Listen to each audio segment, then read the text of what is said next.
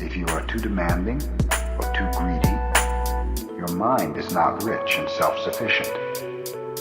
When your mind becomes demanding, when you long for something, you will end up violating your own precepts, not to tell lies, not to steal, not to kill, not to be immoral, and so forth. If you keep your original mind, precepts will keep themselves.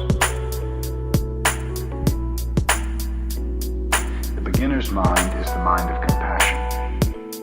When our mind is compassionate, it is boundless.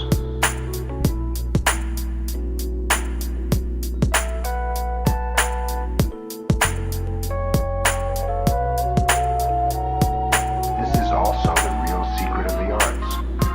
Always be a beginner. Be very, very careful about this point.